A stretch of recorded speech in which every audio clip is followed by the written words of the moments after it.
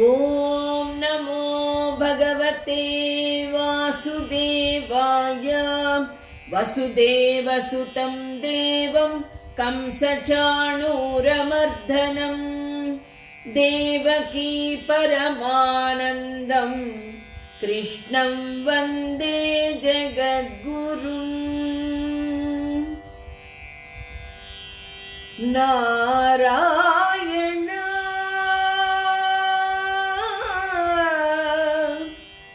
నారాయణ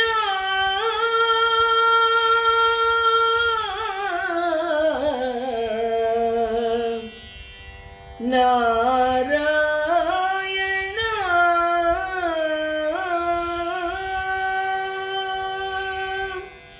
నారాయణ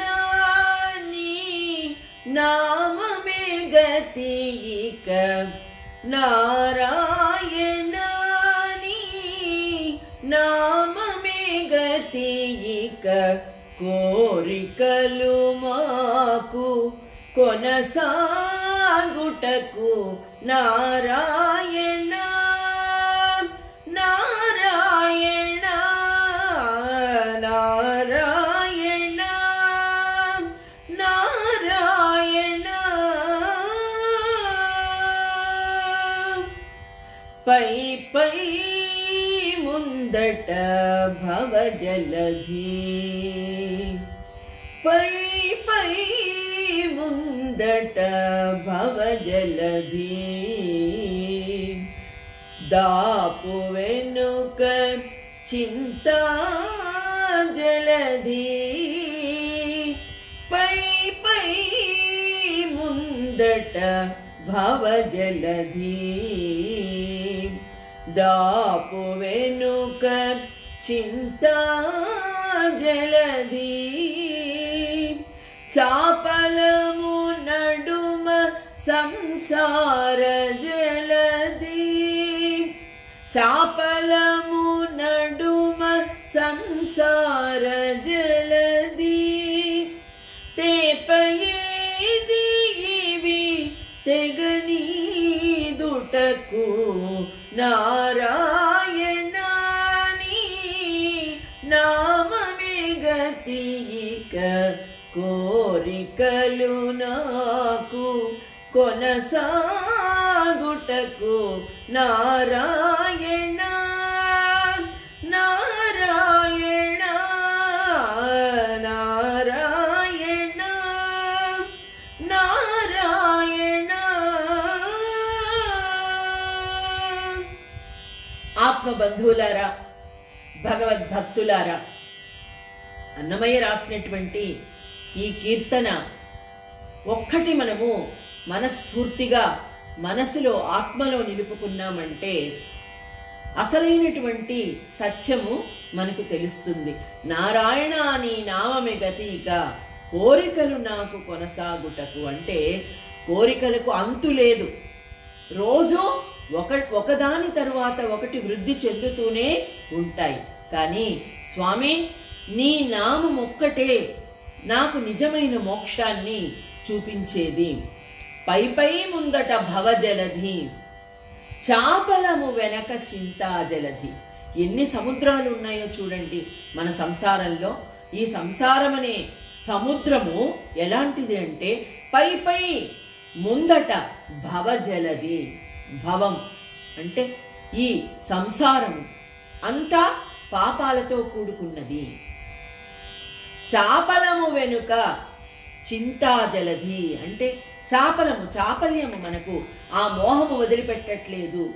దానితో చింతలు ఇంకా ఇంకా ఇంకా ఏదో కావాలి, ఇంకా ఏదో సాధించాలి.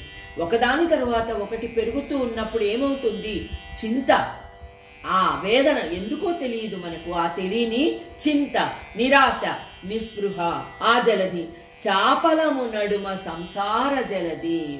ఇక దాపు వెనక చింతా జలధి. బాధలు, అనేక సమస్యలు, అవి తీరక దానితో ఇంకా చాపల్యము, సంసార చాపల్యము. ఇది వదిలిపెట్టడం లేదు స్వామి నాకు. దీని నుండి మోక్షాన్ని కలిగించేది నీ నామం ఒక్కటే.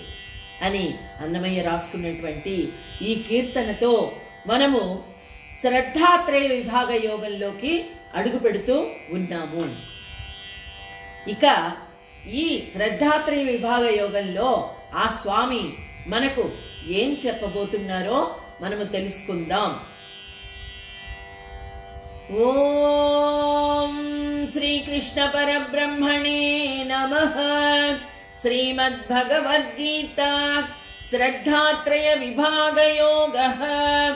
అర్జున ఉవాచ ఏ శాస్త్ర విధిముత్సృజ్య యజంతే శ్రద్ధయాన్వితాః తేషాం నిష్ఠా తు కా కృష్ణ సత్వమాహో రజస్తమః. ఆ స్వామి మనం చెప్పుకున్నాం కదా, చివర ఏం చెప్పాడు అంటే అన్ని శాస్త్రాలలో చెప్పబడింది శాస్త్రాన్ని అనుసరించాలి, పురాణాలు వినాలి. వీటిని అనుసరించినట్లయితే మనం ఏం చెయ్యొచ్చో ఏం చెయ్యకూడదో దైవాసుర సంపద్ విభాగ యోగంలో చివర ఆ స్వామి చెప్పడం జరిగింది. ఏవి మంచి గుణాలు, ఏవి అవగుణాలు, మనను అనుసరింప తగని గుణాలేంటి అని మనము తెలుసుకోవాలంటే శాస్త్రాలు చదవాలి, శాస్త్ర ప్రకారం నడుచుకోవాలి, పురాణాలు చదవాలి, పెద్దల మాటలు వినాలి అని చెప్పడం జరిగింది. అయితే ఏ శాస్త్ర విధిముత్సృజ్య యజంతే శ్రద్ధయాన్వితా. అయితే స్వామి జీవులకు మోక్ష సాధనము ఈ శాస్త్రాలు తప్ప మరేది కాదు, శాస్త్రమే ప్రమాణము అని మీరు చెప్పడం జరిగింది. అయితే శాస్త్రాభ్యాసం ఎంతమంది చేయగలరు? చూడండి, అందరూ కూడా సామాన్యులే. సామాన్యమైన విద్యను అభ్యసిస్తే చాలు, అది కూడా చాలా మందికి దరిదాపులకు అవకాశం ఉండదు. అలాంటి వారు శాస్త్రాభ్యాసం ఏ విధంగా చేస్తారు స్వామి? స్థలము, కాలము, అధ్యాపకులు అందరూ ఉండాలి కదా. మనము కావలసినటువంటి స్థలము శాస్త్రం అభ్యసించాలంటే సామాన్యంగా అందరికీ దొరికేది కాదు కదా. ఏ శాస్త్ర విధిముత్సృజ్య యజంతే శ్రద్ధయాన్విత అంటూ ఉన్నాడు. అయితే వీటన్నిటితో పాటి శాస్త్ర సంపర్కం ఏ మాత్రము లేకుండానే చాలా మంది ఉంటారు కదా. మామూలు పుస్తకాలే చదవలేరు, ఇక శాస్త్రాలు ఏ విధంగా చదువుతారు స్వామి? శ్రద్ధ ఒక్కటే సరిపోతుందా అని అర్జునుని సందేహం ఇక్కడ కృష్ణుడిని అడుగుతూ ఉన్నాడు. యజంతే శ్రద్ధయాన్వితాః తేషాం నిష్ఠా తు కా కృష్ణ సత్వమాహో రజస్తమః.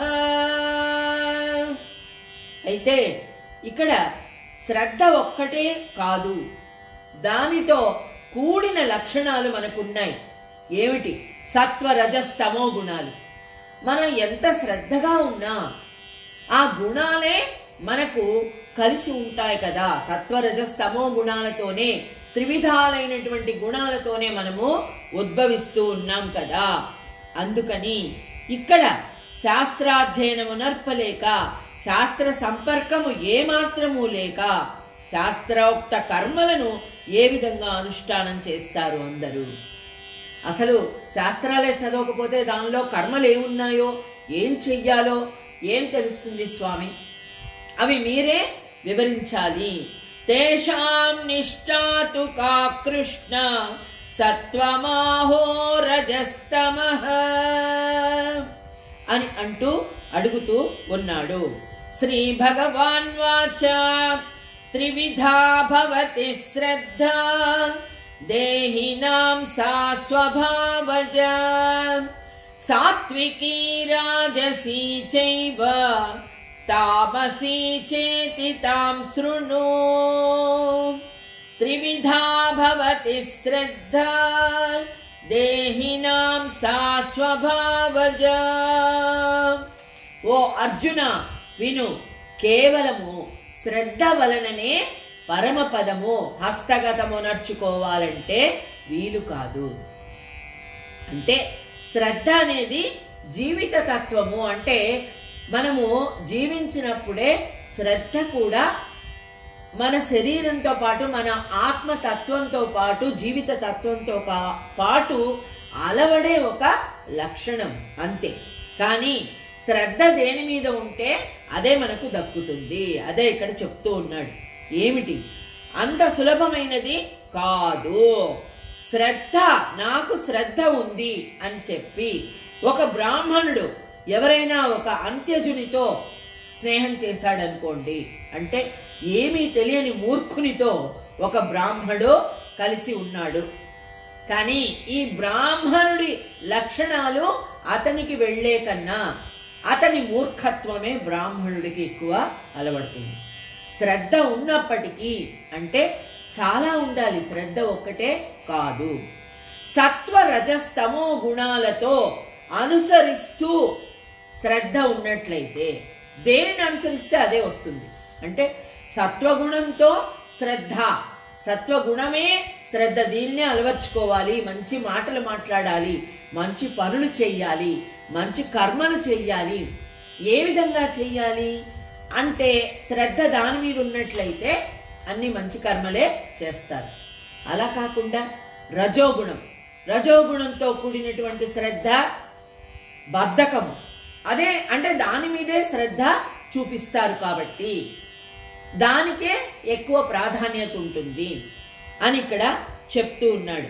ఉదాహరణకు తీసుకున్నట్లయితే చందన అగ్ని సంయోగం చెందినట్లయితే, చందనం చేతిలో పెట్టుకున్నాము, ఒక పక్క అగ్ని మండిపోతూ ఉంది, కానీ చందనం యొక్క చల్లదనం మనకు ఎలా తెలుస్తుంది?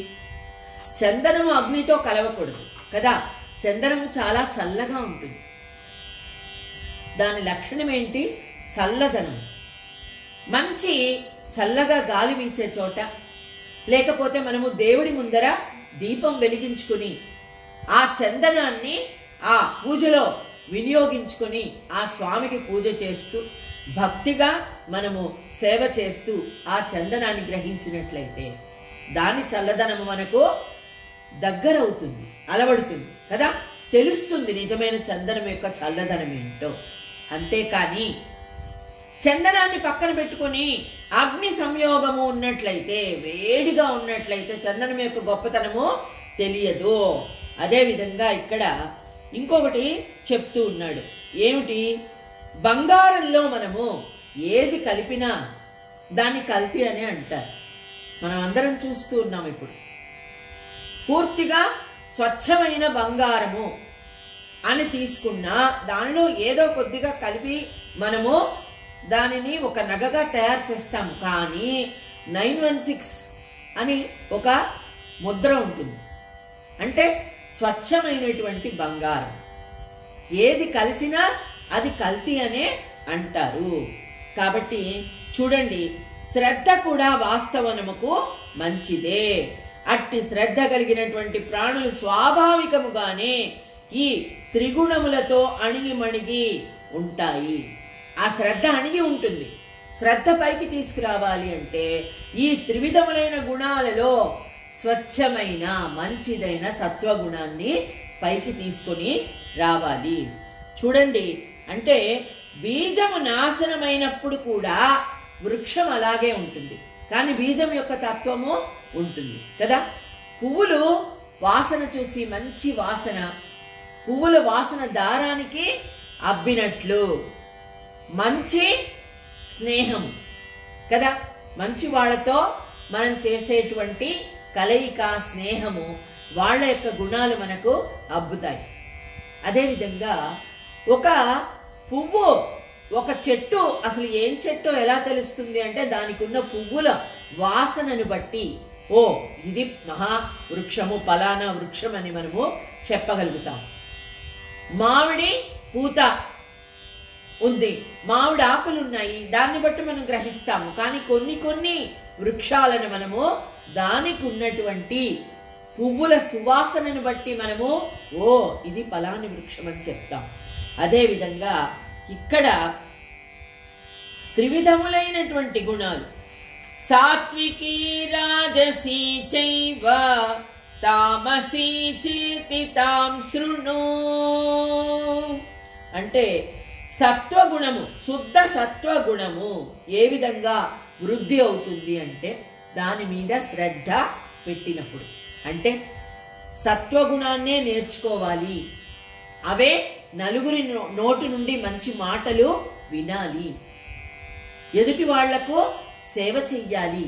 ఇవన్నీ సత్వగుణానికి తో కూడినటువంటి గుణానికి సంబంధించిన కర్మలు.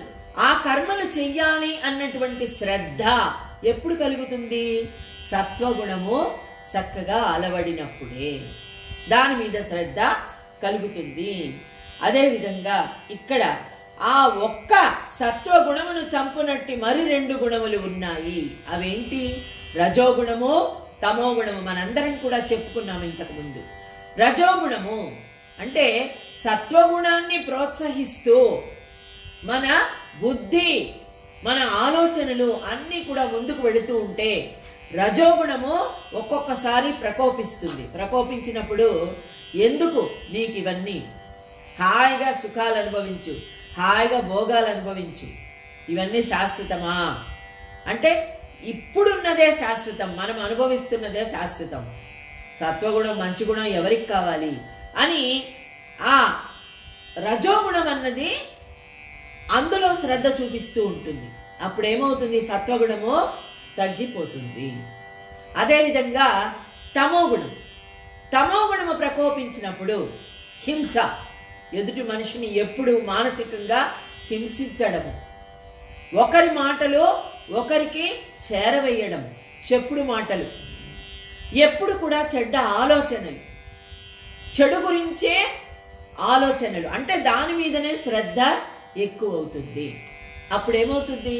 శ్రద్ధ, ఆ తమోగుణం మీద శ్రద్ధ ఎక్కువైనప్పుడు అటువంటి కర్మలే చేస్తారు, సత్వగుణము నశిస్తుంది.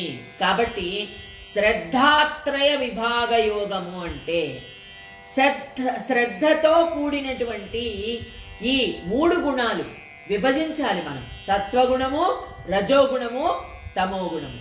వీటిలో మనకు ఏది కావాలి, మన జీవితానికి ఏది ఉపయోగపడుతుంది? సత్వగుణంతో కూడిన శ్రద్ధ. అదే భగవంతుడు చెప్తూ ఉన్నాడు, సత్వానురూపా సర్వస్య శ్రద్ధా భవతి భారత, శ్రద్ధామయోయం పురుషో యో యచ్ఛద్రః స ఏవ సః. అంటే సత్వానురూపా సర్వస్య శ్రద్ధా భవతి భారత. ఈ 3 గుణాలలో ఎప్పుడు కూడా లిప్తంగా ఉంటుంది, చాలా ఓర్పుగా ఉండడము, చాలా శాంతంగా ఉండడము, అన్నిటినీ దేనిని పట్టించుకోకపోవడము, అన్నిటిలో లిప్తంగా అంటే దేనిలోకి వెళ్ళకపోవడము, ఇది సత్వగుణం యొక్క లక్షణం. సత్వానురూపా సర్వస్య శ్రద్ధా భవతి భారత. అయితే దీనికి తామస, రాజస, సాత్వికములు అనే భేదాలు 3 ఉన్నాయి. అదేవిధంగా ఇక్కడ చూడండి, మిర్చి ఉంది, మిర్చిలో తీక్షణము, చెరకునందు మధురము. అలాగా శ్రద్ధ కూడా ఎప్పుడూ సత్వానురూపా సర్వస్య, సత్వరూపంలోనే ఉన్నట్లయితే ఈ రీతిని జగత్తంతా శ్రద్ధ ఎల్లప్పుడూ సాత్వికముగా ఉండునని ఎరుగవలెను. శ్రద్ధ ఎప్పుడు సాత్వికంగానే ఉంటుంది. అలాగే చూడండి, తామసము ఉన్నట్లయితే తమో రూపమే శ్రద్ధ కూడా ఉంటుంది. శ్రద్ధామయోయం పురుషో యో యచ్ఛ్రద్ధః స ఏవ సః.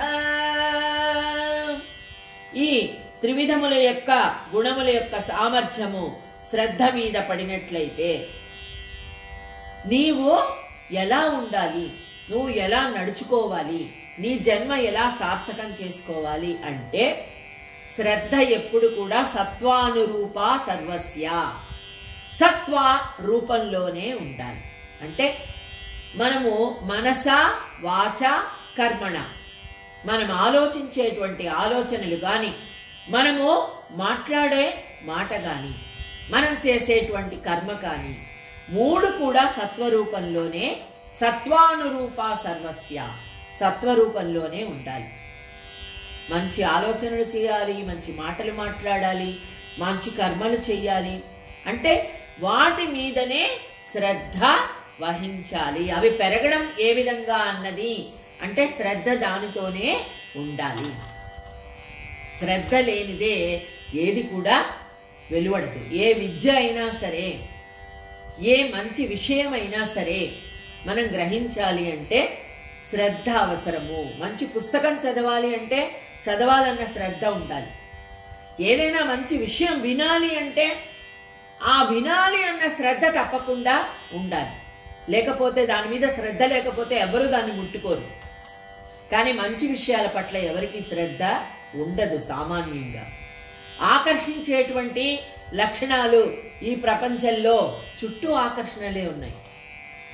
దేన్ని చూసినా ఆకర్షణ. అంటే చెడు ఎక్కువగా ఆకర్షిస్తుంది, మంచి ఎప్పుడూ ఆకర్షించదు మనిషిని. కానీ ఆ మంచి వైపు ఆకర్షింపబడినట్లయితే ఒక్కసారి ఇక ఎప్పుడు కూడా చెడు వైపుకు ఎవరు కూడా వెళ్ళరు. చాలా సులభంగా మనం ఆకర్షింపబడతాం చెడు వైపుకు. కానీ శ్రద్ధ పెట్టినట్లయితే దాని మీద దృష్టి, శ్రద్ధ అంటే ఏంటి, దాని మీద దృష్టి పెట్టినట్లయితే మంచి వైపే మనస్సు వెళుతుంది, మంచి వైపే ఆలోచనలు వెళతాయి, మంచే మాట్లాడతాము. అదే ఇక్కడ చెప్తూ ఉన్నాడు. శ్రద్ధామయోయం పురుషో యో యచ్చత్రస్య ఏవ సహ. ఏ జన్మయందలి భోగమును చూసి పూర్వ జన్మలందలి కర్మలు తెలిసికొనుబడు రీతిని, ఏ చిహ్నముల వల్ల శ్రద్ధ యొక్క త్రివిధ రూపములను గుర్తింపనగునో నీకు ఆ చిహ్నాలను చెప్తాను విను అర్జున అంటున్నాడు. మరి ఏ విధంగా కనుక్కోవాలి అంటే ఒక పుష్పాన్ని చూసి మనము ఆ వృక్షము ఏదో చెప్తున్నాం కదా. అదేవిధంగా మనం చేసేటువంటి కర్మలను చూసి త్రివిధ రూపమును ఏ విధంగా గుర్తిస్తారు అంటే నిజంగా సత్వ గుణంతో కూడిన శ్రద్ధ ఉందా, లేదా రజోగుణంతో కూడిన శ్రద్ధ ఉందా, లేదా తమో గుణంతో కూడిన శ్రద్ధ ఉందా, ఈ 3 ఒక జీవికి ఏ విధంగా వస్తాయి, వాటి చిహ్నాలేమిటి అంటే చూడండి, ఒక మనిషి మాట్లాడుతుంటేనే ఆ మనిషి గురించి మనము తెలిసిపోతుంది. కాసేపు మాట్లాడుతూ ఉంటేనే, కలిసిమెలిసి తిరిగితేనే, సయోధ్యగా ఉంటే అతనితో అతను ఎలాంటి వాడు, అతను ఎలాంటి కర్మలు చేస్తాడు, ఏ విధంగా నడుచుకుంటాడు అందరితో అనేది మా నాయనమ్మ గారు అంటూ ఉండేవారు. ఏమని అంటే, అన్నమంతా పట్టు చూడక్కర్లేదమ్మా, ఒక మెతుకు పట్టుకుంటే అర్థమవుతుంది ఉడికిందా లేదా అని. ఆ విధంగానే మనిషి యొక్క తత్వము ఏ విధంగా తెలుస్తుంది అంటే అతడు సమాజంలో నడుచుకునే రీతిని బట్టి, మాట్లాడే మాటను బట్టి. అందుకనే మాటే నాస్తి మాటే భూస్తి అని అంటారు పెద్దవాళ్ళు. అంటే మనం మాట్లాడే మాట వల్ల మనకి ఎంతో మంది మిత్రులు అవుతారు. అలాగే ఒక్క మాట వల్లే అనేక మంది శత్రువులు కూడా అవుతారు. కాబట్టి మాట్లాడే మాట చాలా ముఖ్యమైనది. మనము నడుచుకునేటువంటి నడవడిక, అలాగే నలుగురితో కలిసిమెలిసి తిరిగే తీరు, దీన్ని బట్టే ఆ మనిషి ఎలాంటి వాడు అనేది తెలుసుకుంటాడు. ఆ చిహ్నాలు ఏమిటి అనేది ఆ స్వామి మనకు రేపటి రోజున చెప్పబోతూ ఉన్నారు. ఈ శ్రద్ధాత్రేయ విభాగ యోగంలో మనము చిట్ట చివరికి మనము ఆ భగవంతుణ్ణి తెలుసుకునేటువంటి సులభమైన మార్గాలను ఆ స్వామి చెబుతూ ఉన్నాడు. ఓం శ్రీకృష్ణ పరబ్రహ్మణే నమః.